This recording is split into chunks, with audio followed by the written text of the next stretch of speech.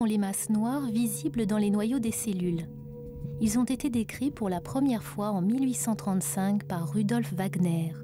Perçus comme les grains d'où émaneraient les cellules, Kolliker écrit en 1856 « Le nucléole précède-t-il le noyau et détermine-t-il sa formation, ou bien le nucléole apparaît-il seulement d'une manière supplémentaire dans le noyau ? Il est provisoirement impossible de répondre à ces diverses questions. »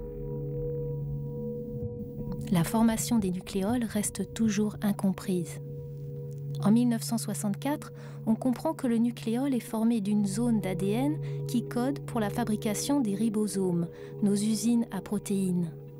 Une cellule animale peut ainsi produire plus de 3000 ribosomes à la minute. Dans le nucléole sont fabriqués les ARN qui vont servir à fabriquer les ribosomes, l'édifice qui sert à la cellule à fabriquer des protéines. Donc c'est essentiel à la survie de la cellule et c'est très régulé. Cet édifice sert à alimenter la cellule, à se renouveler elle-même. En fait, il fabrique un constituant de la cellule.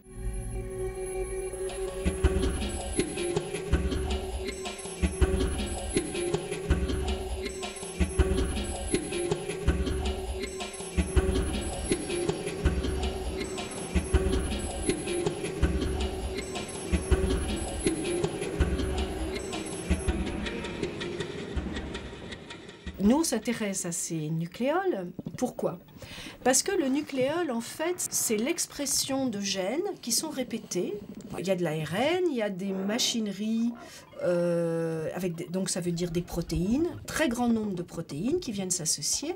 Et l'ensemble de ces protéines et de cet ARN est tellement en quantité importante qu'il produit cette structure.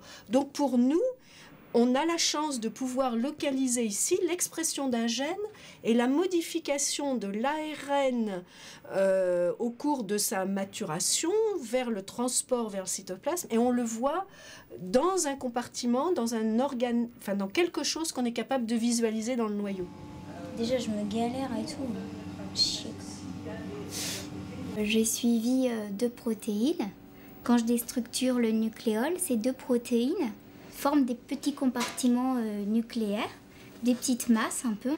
Alors maintenant, la question que je me pose, c'est est-ce que ces 2 protéines, quand elles bougent ensemble, elles interagissent physiquement entre elles? Travailler dans la cellule vivante, ça veut dire qu'on va pouvoir visualiser les phénomènes tels qu'ils ont lieu vraiment dans la cellule. Donc là, je suis contente. Mais par contre, tout ce qu'on fait in vivo doit être corrélé avec des preuves biochimiques et sur cellules fixées, bien entendu. On a répertorié dans le nucléole des centaines de protéines au rôle inconnu. Si certains chercheurs étudient leur interaction, d'autres définissent leurs composants. Pour cela, la biochimie est indispensable. Il faut extraire les nucléoles des cellules, déterminer les molécules en présence, un véritable travail de fourmi. Donc là, on décolle les cellules, on passe un grattoir sur le fond de la boîte.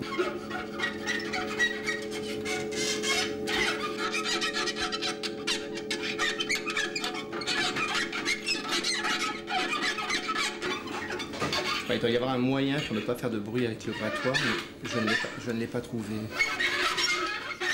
J'ai pas bien mes repères là-dessus. On a comme ça.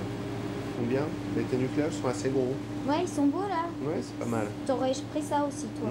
Je suis en train de chercher donc des cellules avec de beaux nucléoles. Donc c'est des cellules qui produisent une protéine nucléolaire qui est marquée en vert. Comme ça, quand après on fera les acquisitions avec la protéine en rouge, on pourra comparer si cette durée de vie diminue ou non. Ça a l'air pas mal, ouais. De toute façon, ça je sais que c'est normal. Je continue pendant le midi et puis toi tu vas manger, ok? Ok, on fait comme ça. Je pense que je suis autonome là. Très bien. Ok, merci. Dans les années 90-2000, il devient possible de fixer des éléments fluorescents à différentes protéines étudiées dans la cellule vivante. On peut suivre leur interaction dans le temps et dans le volume de la cellule. On a découvert ainsi que l'espace du noyau est organisé de façon précise. L'enjeu actuel est de comprendre comment le nucléole se désassemble et se réorganise en début et en fin de division. Nous, ce qui nous a intéressé, c'est de regarder ce qui se passait en sortie de mitose au moment de la construction du noyau.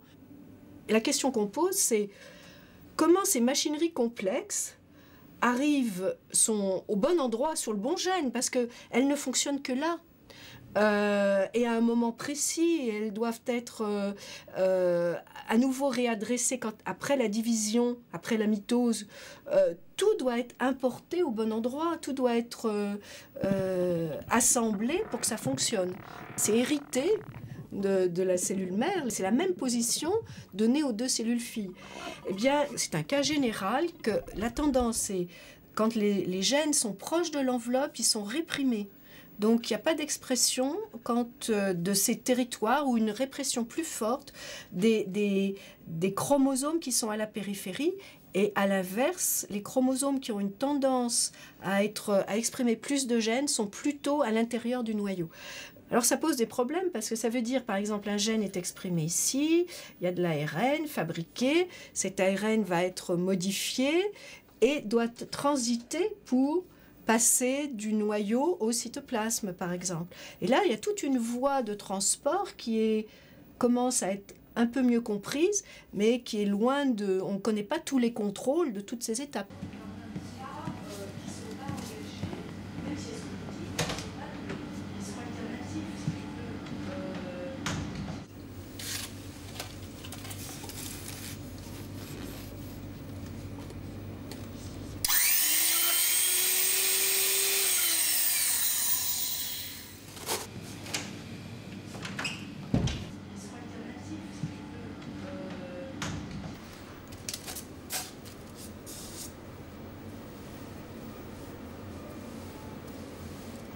Là, c'est vraiment un culot pur de nucléoles qui reste au fond. Tous les gens décrivent des complexes qui font marcher tel gène, alors il y a tel complexe, puis après il y en a un autre, et puis hop, ça transcrit, etc. On en est à se dire que les complexes se forment pendant un temps extrêmement limité, c'est-à-dire quelques secondes, et pourtant ils sont actifs. Et il y en a un autre qui vient de le remplacer, après il faut une modification, une phosphorylation, etc. Intégrer toutes ces modifications et tout ça à un rythme, un ordre qui est précis, néanmoins avec une dynamique qu'on n'avait pas imaginée il y a 2 ans, 3 ans. Même quand ils sont dans un corps, dans un domaine qu'on voit en microscopie, on le voit, donc on se dit là au moins ça doit rester stable un peu, non, ça bouge dans ces mêmes... moins d'1 minute en tous les cas. À l'inverse, les territoires chromosomiques qui bougent à peine, qui sont à un endroit fixe, et puis tout le reste bouge très vite. Bien sûr, il y a des problèmes d'affinité. Heureusement qu'il y a de l'affinité. On se demande sans quoi, qu'est-ce qui créerait. C'est super complexe. C'est quand même des vraies découvertes et on avance très vite là. Nous, on a des problèmes d'interprétation dans vidéo. On nous demande de faire analyser ça par des gens qui ont l'habitude des grands nombres, des physiciens.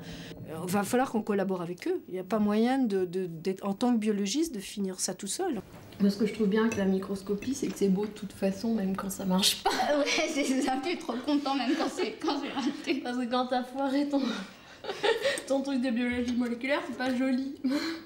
Alors que le microscope, c'est toujours joli, une cellule, même s'il n'y a pas le marquage que tu veux. Ouais, c'est beau quand même. Il y a quelque chose à dire. Ah bah tiens, ça va pas là où je pensais. Mais ça va bien quelque part.